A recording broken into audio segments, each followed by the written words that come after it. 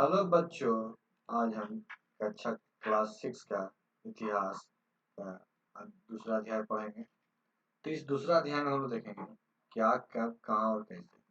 दूसरा अध्याय में हम लोग क्या पढ़ना है? क्या, कब, कहाँ और कैसे। तो इसका जो टॉपिक है, इसमें सोनी का सवाल। सोनी का सवाल। सोनी अपनी सहेली पिंकी के साथ टेलीविजन देख रही थी। सोनी क्या कर रही थी? अपनी सहेली पिंकी के साथ टेलीविजन देख रही थी। टेलीविजन पर दिखाया जा रहा था कि मानव धरती पर हजारों साल से रह रहा है। टेलीविजन पे क्या दिखाया जा रहा था? टेलीविजन पे यह दिखाया जा रहा था कि मानव धरती पे हजारों साल से रह रहा है। सोनी सोचने लगी और पिंकी से बोली। सोनी क्या सोचने लगी और पिंकी से बोली, इतने वर्षों से पहले क्या हुआ?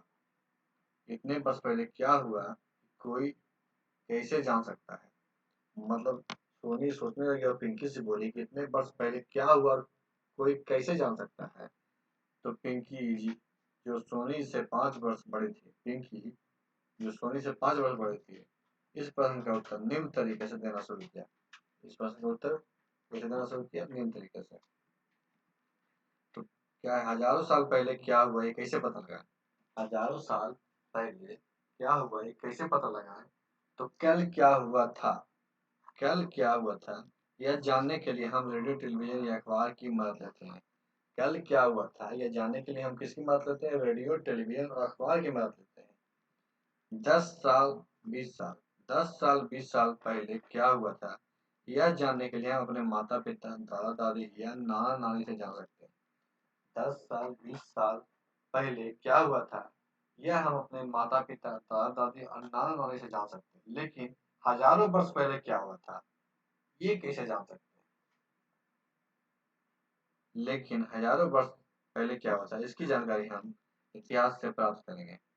अतः हमारे पूर्वज कौन थे, वह कहाँ रहते थे, या क्या खाते थे और कैसे कपड़ा पहनते थे, अतीत से लेकर वर्तमान तक की जानकारी हमें इतिहास से मिलती है। अतीत से लेकर वर्तमान तक की जानकारी हमें इतिहास से मिलती है। अध्ययन का काल निर्धारण कैसे करें? तो अतीत से लेकर वर्तमान तक विभिन्न घटनाओं, तिथि, क्रम का अध्ययन एवं विशेषण ही इतिहास का विषय है। अतीत से लेकर वर्तमान तक विभिन्न घटना, तिथि का क्रमानुसार अध्ययन एवं विश्लेषण ही इतिहास विषय है। इस काम में आसानी के लिए इतिहास को कालखंडों में बांटा गया है। इस विषय की आसानी के लिए इतिहास को क्या किया गया है? तो कालखंडों में बांटा गया है। समानता 3 कालखंड निर्धारित किए गए हैं। समानता कितने कालखंड निर्धारित किए हैं? 3। प्राचीन इतिहास, मध्य इतिहास एवं आधुनिक इतिहास। किंतु यह ध्यान रखना आवश्यक है कि ऐतिहासिक प्रक्रिया निरंतर चलती रहती है। यह विभाजन इस प्रक्रिया में कहीं भी बाधा नहीं बनते। तो ऐतिहासिक प्रक्रिया क्या है? निरंतर चलती रहती है और यह विभाजन जो है कि ऐतिहासिक प्रक्रिया में कहीं बाधा नहीं बनते हैं।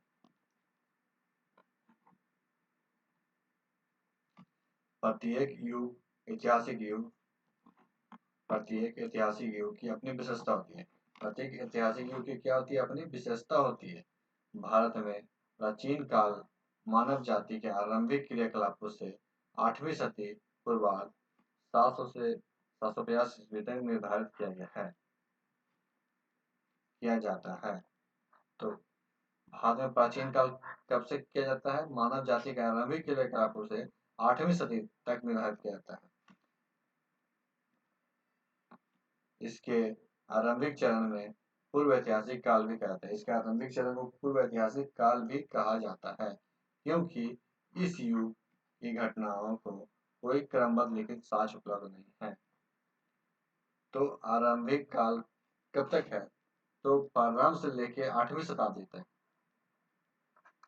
और इसके आरंभिक चरण को पूर्व ऐतिहासिक काल भी कहा जाता है, क्योंकि इस युग का कोई लिखित क्रमबद्ध साक्ष्य इतिहास नहीं था। इस काल में मनुष्य ने आग एवं पहिए का उपयोग सीखा, खेती एवं पशुपालन सीखी। जो पूर्व ऐतिहासिक काल है, इसमें मनुष्य क्या क्या सीखा? तो मनुष्य आग एवं पहिए का उपयोग सीखा, खेती एवं पशुपालन सीखी। इसी समय गांव एवं कस्बों तक शहर का विकास हुआ। इस समय गांव एवं कस्बों शहर का विकास हुआ।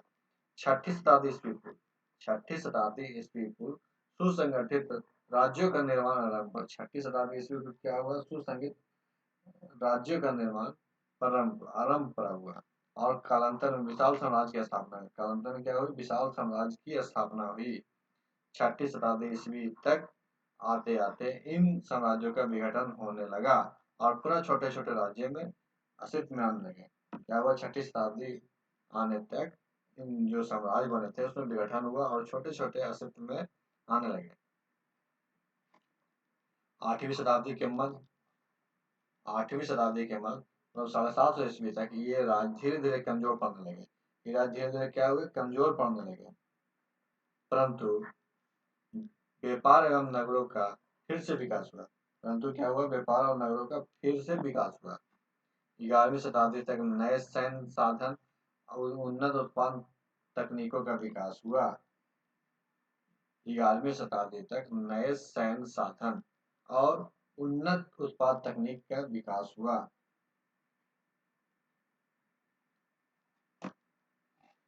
इस्लाम के माध्यम से नई विचारधारा का भारत में आगमन हुआ। इस्लाम के माध्यम से नई विचारधारा का भारत में आगमन हुआ और पुनः बाद में शक्तिशाली साम्राज्य का गठन हुआ। सांस्कृतिक समन्वय भी हुआ और सामाजिक समन्वय सामंजस्य स्थापित हुआ। यह प्रक्रिया 18वीं शताब्दी के पूर्वार्ध में पुनः पतनशील अवस्था में आ गया। यह प्रक्रिया जो था 18वीं शताब्दी के पूर्वार्ध में पुनः पतनशील अवस्था में आ गया। इसी के साथ दूसरा प्रमुख काल मध्यकाल का अंत हुआ। पहला काल क्या था कि प्रथम आरंभ से लेकर 8वीं शताब्दी, 8वीं से 18वीं के बीच जो भी हुआ ये मध्यकाल हुआ और 18वीं के बाद आधुनिक काल। आधुनिक काल का प्रारंभ 18वीं शताब्दी के उत्तरार्ध से हुआ। आधुनिक काल का प्रारंभ क्या हुआ? 18वीं शताब्दी के उत्तरार्ध से, जब पश्चिम देशों के द्वारा नए विचार और प्रशासनिक व्यवहार भारत में लाए गए थे। जब पश्चिम देशों के नए विचार और प्रशासनिक व्यवहार भारत में लाए गए तब से आधुनिक काल प्रारंभ हुआ। इससे शिक्षा, स्वास्थ्य, संचार व्यवस्था एवं आगमन में विशेष प्रगति हुई। उससे क्या हुआ? शिक्षा, स्वास्थ्य, संचार व्यवस्था एवं आवागमन में विशेष प्रगति हुई। यह नई प्रशासनिक व्यवस्था दुर्भाग्यवश यह नई प्रशासनिक व्यवस्था विदेशियों द्वारा स्थापित किए थे। ये जो नई प्रशासनिक व्यवस्था थी किसके द्वारा स्थापित किया गया था? तो विदेशियों द्वारा, जो हमारे देश के आर्थिक संसाधनों का लाभ प्राप्त करना चाहते थे। उन लोग क्या चाहते थे? तो हमारे देश से आर्थिक संसाधनों का लाभ प्राप्त करना चाहते थे। यह व्यवस्था को उपनिवेशवाद कहते हैं। इस व्यवस्था को क्या कहते हैं? उपनिवेशवाद। इसके अंतर्गत किसी उन्नत देश द्वारा किसी दूसरे कमजोर देश पर अधिकार कर उसका आर्थिक शोषण किया गया। इसके अंतर्गत क्या हुआ? किसी उन्नत देश के द्वारा किसी दूसरे कमजोर देश पर अधिकार कर उसका शोषण किया गया। स्वाभाविक था कि भारतीयों में इसके विरुद्ध एक चेतना जागी।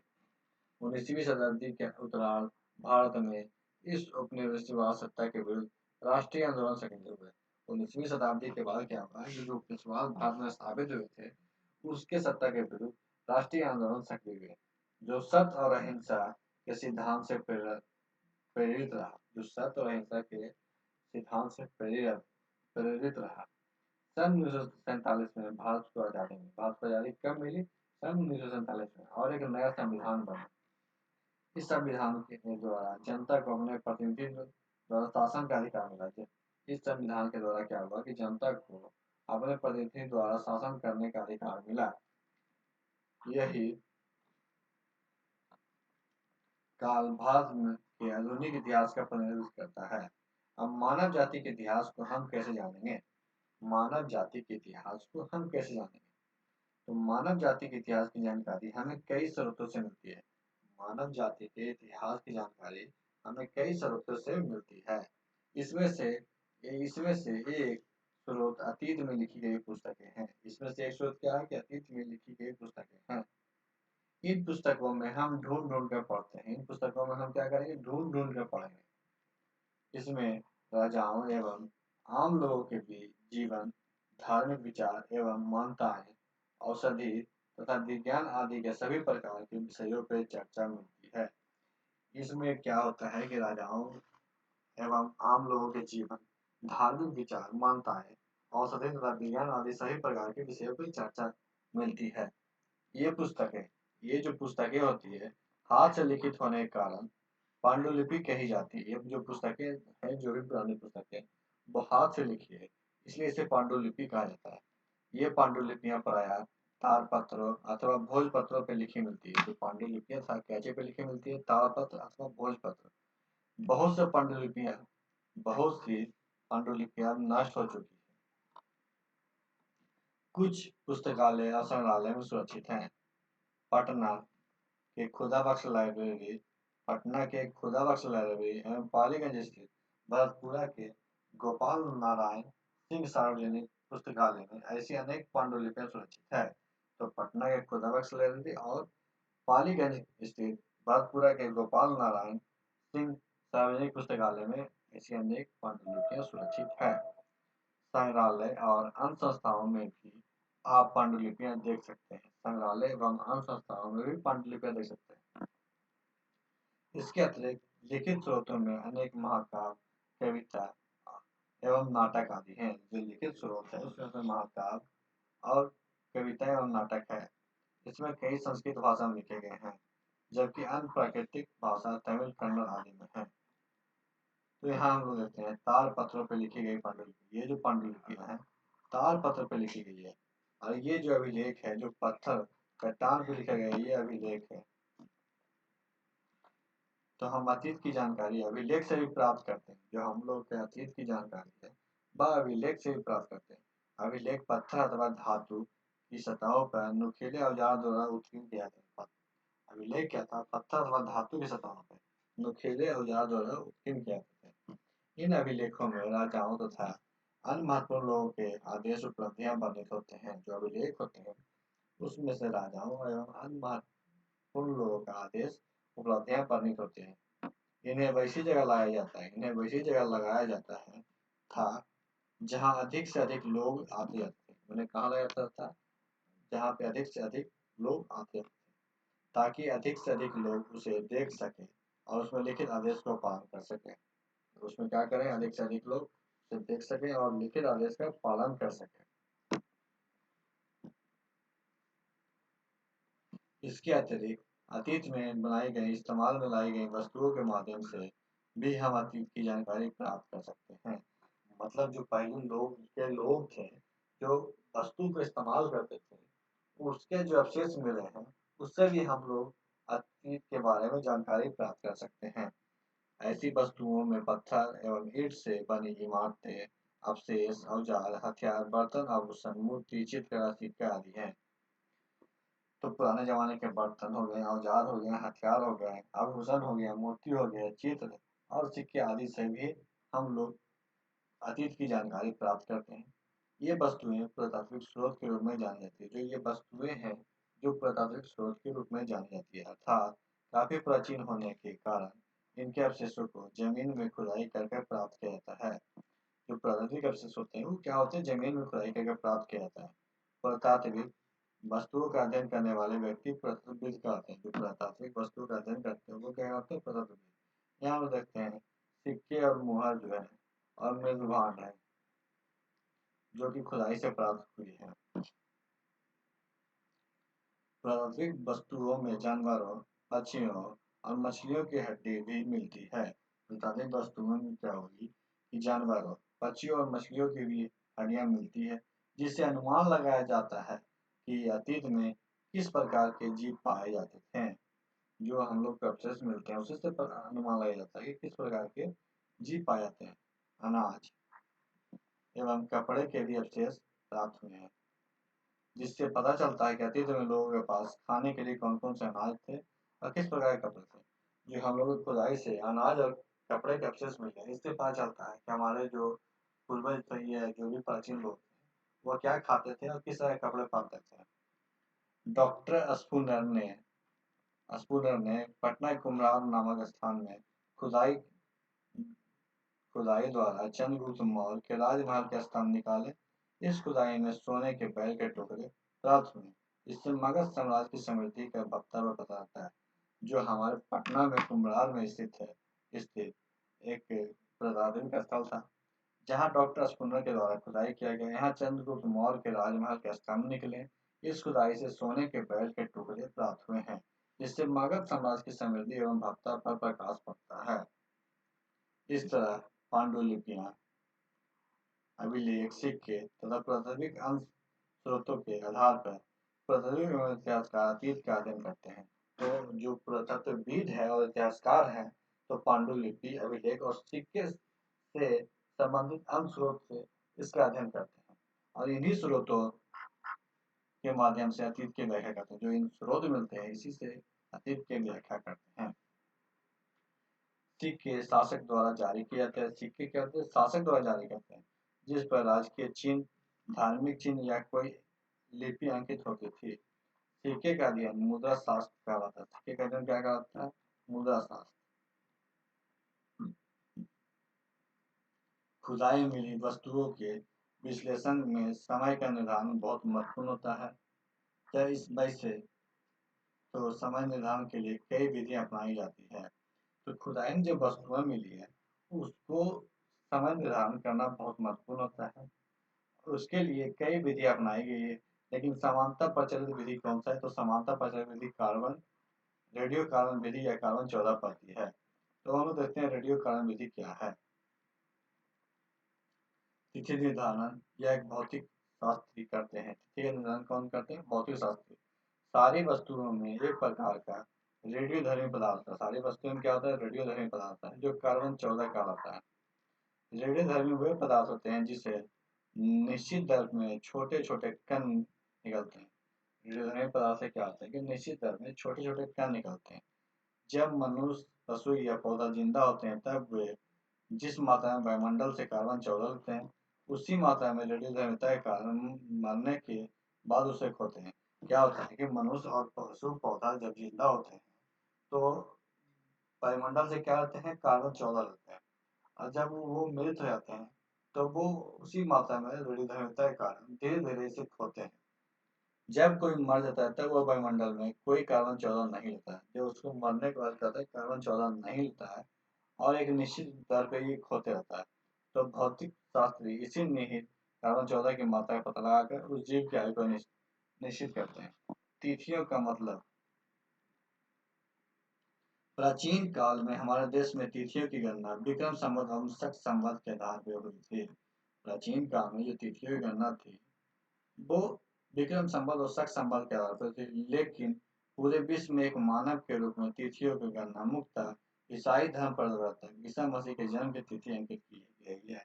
तो पूरे विश्व में जो मानव तिथि है, वो किसे किया गया है? ईसाई धर्म प्रवर्तक ईसा मसीह के जन्म की तिथि से की है। इससे ईसा मसीह के जीवन को शून्य माना जाता है। उसके जन्म के पूर्व की सभी तिथियों को अंग्रेजी में बीसी, मतलब ईसा मसीह के जन्म को शून्य माना जाता है, और इनके जन्म से पूर्व जो होता है बीसी होता है, और आप बाद में होता है एडी। तो इनके तिथियों को अंग्रेजी में बीसी, बिफोर क्राइस्ट, और हिंदी में अर्थात ईसा पूर्व लिखते हैं। इसी प्रकार ईस्वी की शुरुआत इनके जन्म के बाद हुई। जब ईसा मसीह के जन्म हुआ, उनके बाद ईस्वी की शुरुआत हुई। यदि कहीं 2009 ईस्वी लिखा हुआ है, तो एडी मतलब एनो डोमी लिखा जाता है, देखते हैं। तो इसका तात्पर्य है कि ईसा मसीह के जन्म के बाद 2009 वर्ष से है। इसी प्रकार वहीं 2500 ईसा पूर्व लिखा हुआ है। इसका अर्थ है कि ईसा मसीह के जन्म के 2500 वर्ष पूर्व का समय। तिथि निर्धारण को हम इस ग्राफ समझते हैं कि बीसी ईसा मसीह के जन्म, और एडी मतलब 0 हो गया जो ईसा मसीह का जन्म हुआ, और इधर एडी हो गया, और इधर बीसी हो गया, जन्म के पूर्व और जन्म के बाद। यहाँ 0 हो गया, ये जन्म के पूर्व हो गया, ये जन्म के बाद हो गया। भौगोलिक पृष्ठभूमि, हम लोग अब भौगोलिक पृष्ठभूमि रखते हैं। प्राचीन काल से लेकर अब तक भारत के इतिहास को समझने के लिए सर्वप्रथम उसकी भौगोलिक रूपरेखा की जानकारी की आवश्यकता है। प्राचीन काल से लेकर अब तक भारत के इतिहास को समझने के लिए उसकी भौगोलिक पृष्ठभूमि की रूपरेखा की आवश्यकता है। भौगोलिक दृष्टिकोण से भारत को मुख्यतः 4 भागों में बांटा जा सकता है। दृष्टिकोण से भारत को मुख्यतः कितने भागों में बांटा जा सकता है? 4 भागों में। पहला, उत्तर के पर्वतीय प्रदेश जो तराई के जंगलों से आरंभ होकर हिमालय के शिखर तक फैले हुए हैं। पहला क्या है, जो उत्तर के पर्वतीय प्रदेश से जो तराई के जंगलों से प्रारंभ होकर हिमालय के शिखर तक फैले हुए हैं। इसमें कश्मीर, कांगड़ा, कुमायूं तथा सिक्किम प्रदेश सम्मिलित हैं। दूसरा, उत्तर का मैदान जो अपनी उपजाऊ भूमि और अधिक पैदावार के लिए प्रसिद्ध है। इसमें सिंध, गंगा, यमुना और सहायक नदियों से सिंचाई का काम होता है। यह देश का सर्वाधिक उपजाऊ क्षेत्र है। दक्षिण के पठार के अंतर्गत उत्तर में नर्मदा एवं ताप्ती नदी बहती है। दक्षिण के पठार के अंतर्गत उत्तर में कहती नर्मदा एवं ताप्ती नदी बहती है। इस भाग में विंध्य तथा सतपुड़ा की पहाड़ियां हैं जो उत्तर भारत के दक्षिण भारत से पृथक करती है। सुदूर दक्षिण के मैदान में गोदावरी, कृष्णा और कावेरी के उपजाऊ डेल्टा प्रदेश मिलते हैं।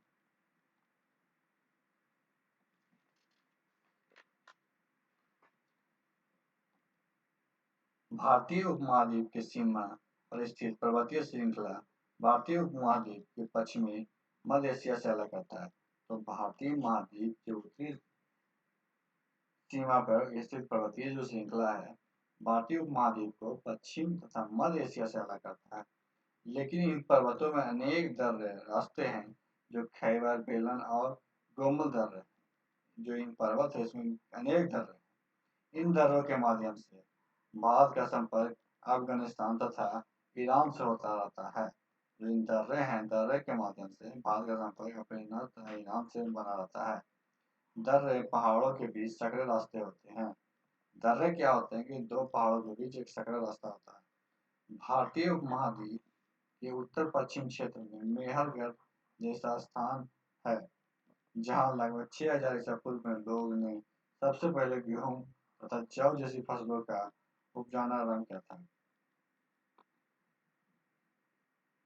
भारतीय उपमहाद्वीप में मेहरगढ़ जो स्थान है जहाँ लगभग 6000 वर्ष ईसा पूर्व लोगों ने गेहूं और जौ की फसल उगाया था। भेड़ बकरी तथा गाय बैल जैसे पशुओं को पालतू बनाना शुरू किया। उत्तर पश्चिम क्षेत्र में सिंधु एवं इसकी सहायक नदियां बहती है। उत्तर पश्चिम क्षेत्र में कौन नदी बहती है? सिंधु एवं इसकी सहायक नदी बहती है। सहायक नदियां आगे चलकर एक बड़ी नदी में मिल जाती है। लगभग 4700 मतलब 2500 ईसा पूर्व साल पहले इन्हीं नदियों किनारे नगरीय सभ्यता का विकास हुआ था। मतलब लगभग 4700 वर्ष पहले मतलब 2500 ईसा पूर्व इन्हीं नदियों किनारे एक सभ्यता का विकास हुआ था। उपमहाद्वीप के उत्तर पूर्व में गारो, खासी, जयंती, मिस्सी और नाग पहाड़ियां हैं। इस महाद्वीप के उत्तर पूर्व में क्या है? गारो, खासी, जयंती और मिस्सी नाग पहाड़ियां हैं। इन पहाड़ियों के नाम पर ही यहाँ के आदिवासी समूह की पहचान है। भारतीय उपमहाद्वीप के बीच विंध्य पर्वत विभाजक रेखा है। विंध्य के दक्षिण में ब्रह्मगिरी स्थल पर लगभग 3000 वर्ष पहले लोग ने महापाषाणी संस्कृतियों का निर्माण किया था। विंध्य के दक्षिण में ब्रह्मगिरी स्थल पर लगभग 3000 वर्ष पूर्व हजार पहले लोगों ने महापाषाणी संस्कृति का निर्माण किया था। महापाषाणी संस्कृति में मृतक को दफनाकर उसके चारों ओर बड़े बड़े पत्थर गाड़ दिए जाते थे। विंध्य पहाड़ियों के उत्तर पूर्व ब्रह्मपुत्र नदी के पश्चिम में गंगा एवं उसकी सहायक नदियां बहती है। विंध्य पहाड़ियों के उत्तर में स्थित कोल्डिवा एवं चौपाई मांडो ऐसे स्थान है जहाँ सबसे पहले चावल उपजाया गया था। विंध्य पहाड़ियों के जो उत्तर में स्थित है कोल्डिवा एवं चौपाई मांडो ऐसे स्थान पर सबसे पहले चावल उपजाया जाता था। भारत में बहने वाली गंगा नदी दक्षिण क्षेत्र के प्राचीन में मगध के नाम से जाना जाता था। भारत में जो गंगा नदी बहती है दक्षिण का क्षेत्र प्राचीन काल में मगध के नाम से जाना जाता था। यहाँ के शासक बहुत शक्तिशाली थे और इन्हें एक विशाल साम्राज्य की स्थापना की थी। भौगोलिक रूपरेखा इस विवरण से स्पष्ट है। इस महाद्वीप में यद्यपि अलग अलग क्षेत्रों में लोग अपने ढंग से मानव समाज का निर्माण कर सकते हैं परंतु ये कभी भी एक दूसरे से अलग नहीं रह सकते हैं। ये लोग ऊंची पर्वतों, पहाड़ियों, रेगिस्तानों, नदियों तथा समुद्री में जोखिम उठाकर एक क्षेत्र से दूसरे क्षेत्र की यात्रा करते थे और उपयोगी वस्तुओं का विनिमय करते थे। तो ये उपमहाद्वीप में जो अलग अलग क्षेत्र में जो लोग अपने ढंग से मानव सभ्यता समाज का निर्माण कर रहे थे, वे कभी कभी एक दूसरे से अलग नहीं रहे। वे ऊंची पहाड़ियां, पर्वतों और रेगिस्तान, नदियों आदि समुद्रों में जोखिम उठाकर एक दूसरे से क्षेत्र में यात्रा करते थे और उपयोगी वस्तुओं का विनिमय करते थे। इसके अलावा लोगों को शिक्षा देने के लिए धार्मिक गुरु भी हमेशा भ्रमण करते थे। लोगों को शिक्षा देने के लिए धार्मिक गुरु क्या करते थे? भ्रमण करते थे। यहाँ तक कि भारतीय उपमहाद्वीप के बाहर के लोगों भी खैबर वेलन और गोमर के रास्ते भारत आते थे। इसके अलावा क्या था कि भारतीय उपमहाद्वीप के बाहर के लोग खैबर वेलन और गोमर रास्ते के पार भारत आते थे। इस आवागमन से हमारी संस्कृति परंपरा में वृद्धि हुई। देश का नाम, अब हमारे देश के नाम के बारे में, हम अपने देश के लिए प्रायः इंडिया तथा भारत जैसे नाम का प्रयोग करते हैं। हम लोग कौन सा नाम का प्रयोग करते हैं? इंडिया तथा भारत। इंडिया शब्द इंडस से निकला है। इंडिया शब्द कहाँ से निकला? इंडस से, जिसे संस्कृत में सिंधु कहा जाता था। लगभग 2500 वर्ष पहले, उत्तर पश्चिम की ओर आने वाले ईरानियों एवं यूनानियों ने सिंधु को हिंदोज अथवा इंडस कहा था। तो लगभग 2500 साल वर्ष पहले उत्तर पश्चिम से आने वाले यूनानियों ने सिंधु को हिंदोज अथवा इंडस कहा था। इस नदी के पूर्व स्थित प्रदेश को इंडिया कहा। इस नदी के पूर्व में स्थित प्रदेश को क्या कहा? इंडिया कहा। फारसी में यही शब्द हिंद एवं हिंदुस्तान जैसे नामों के उत्पत्ति का कारण था। फारसी शब्द में हिंद क्या हिंदुस्तान नाम से उत्पत्ति का था। इसी तरह से एक दूसरी मान्यता के अनुसार देश का नाम भारत भारत भारत नामक मानव समूह के नाम पर पड़ा। किसके नाम पर पड़ा? भारत नामक मानव समूह, जो उत्तर पश्चिम क्षेत्र में रहते थे। इसका उल्लेख ऋग्वेद में 900 ईस्वी पूर्व में मिलता है। अतः प्राप्त स्रोतों एवं साक्ष्यों के आधार पर अपने प्राचीन भारत के इतिहास को आगे अध्याय में पढ़ेंगे। अब हम लोग प्राप्त जो स्रोत है साक्ष्य के आधार पे प्राचीन भारत के आगे के अध्याय में पढ़ेंगे। प्राचीन काल में मानव जीवन कैसा था, प्रारंभिक समाज कैसा था, क्रमिक विकास कैसे हुआ, ये सब अगले अध्याय में पढ़ेंगे। तो ये अध्याय यहीं पर समाप्त हुआ। अगर क्लास अच्छा लगे तो दोस्तों के साथ शेयर कीजिएगा, वीडियो को लाइक कीजिएगा और हमारे चैनल को सब्सक्राइब कीजिएगा। वीडियो देखने के लिए धन्यवाद।